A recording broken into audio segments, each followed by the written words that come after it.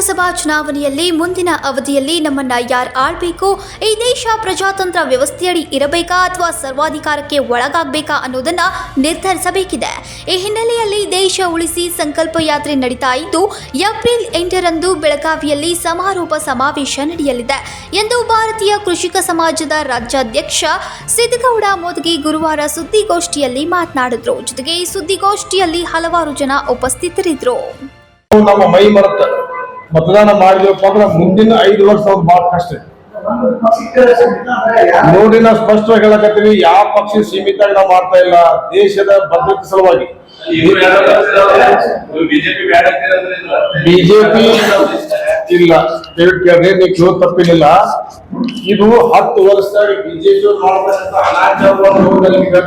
ಯಾವ ವಲಯಕ್ಕೂ ಸುತ್ತ ಇಲ್ಲ. ನಾವು ಕಾಂಗ್ರೆಸ್ ವಿರುದ್ಧ ಮಾಡ್ತಾ ಅಂತಲ್ಲ, ಕಾಂಗ್ರೆಸ್ ವಿರುದ್ಧ ನಾವು ಸಾಕಷ್ಟಾಗಿ ದೂರು ಕೊಟ್ಟಿದೀವಿ, ಹೋರಾಟ ಮಾಡ್ತೀವಿ, ನಮ್ಮ ಹಕ್ಕನ್ನ ಕೇಳ್ತಾ ಇದೀವಿ. ಇದು ಲೋಕಸಭಾ ಚುನಾವಣೆಯನ್ನ ಕೊಟ್ಟಿದೆ ತಾವು ನೋಡಲ್ಲಿ, ಯಾವ್ದು ಒಂದು ಸಂಬಂಧ ಕೊಟ್ಟಿಲ್ಲ. ನಾವು ಹೋದ್ರದ್ರಾಗ ಹೌದು ನ್ಯಾಷನಲ್ ಪಾರ್ಟಿ ಯಾವ್ದು ಆಯ್ಕೆ ಮಾಡ್ತೀವಿ ನಾವು ಅದಕ್ಕೆ ಹೇಳಕತ್ತೀವಿ. ನಾವ್ ಹೇಳಕತ್ತೀವಿ ಮತದಾನ ಅಂದ್ರೆ ನೋಡಿ, ಈಗ 10 ವರ್ಷ ಆಗ್ತದೆ ದುರಾಯಿ ತಗೊಂಡು ವಿರೋಧ ಮಾಡೋ ಅಂತ ನಿಮ್ಗೆ ಇದಕ್ಕೆ ಮತ ಹಾಕನ್ನ ಹೇಳಿಲ್ಲ.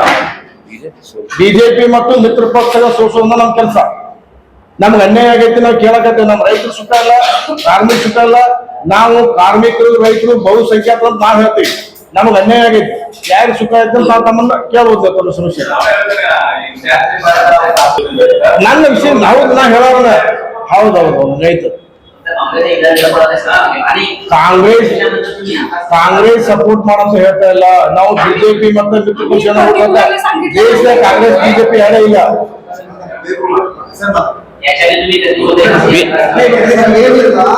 ಈಗ ಆಡಳಿತ ಮಾಡ್ತಕ್ಕಂಥ ಪಕ್ಷ ಏನೈತಲ್ಲ, ಅದು ದೇಶವನ್ನ ಸುಭದ್ರತೆ ಕಡೆ ಒಯ್ತಾ ಇಲ್ಲ.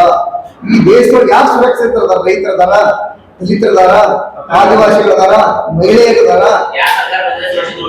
ಅಲ್ಲ, ಯಾವ್ದೇ ಸರ್ಕಾರ ಬಂದಾಗ ವಿರೋಧ ಮಾಡ್ತೀವಿ. ನಾವೆಲ್ಲ ಚಿಂತಕರು ಏನಿಲ್ಲ, ಹೋರಾಟಗಾರ ಏನಿಲ್ಲ, ಸಾಮಾಜಿಕ ಚಳವಳಿಗಾರ ಏನಿಲ್ಲ, ಯಾವತ್ತೂ ಆಡಳಿತ ಪಕ್ಷದ ವಿರೋಧಿಗಳು, ಆಡಳಿತ ಪಕ್ಷದ ವಿರೋಧಿಗಳು. ಈಗ ಸದ್ಯ ಇರ್ತಕ್ಕಂಥ ದೇಶದ ದಿಕ್ಕಟ್ಟು ಯಾವ್ದೈತಿ ಅವ್ರಿಗೆ ನೋಡ್ರಿ, ಸೀದಾ ಹೇಳ್ತಾರ ನಮ್ ಕುಮಾರ್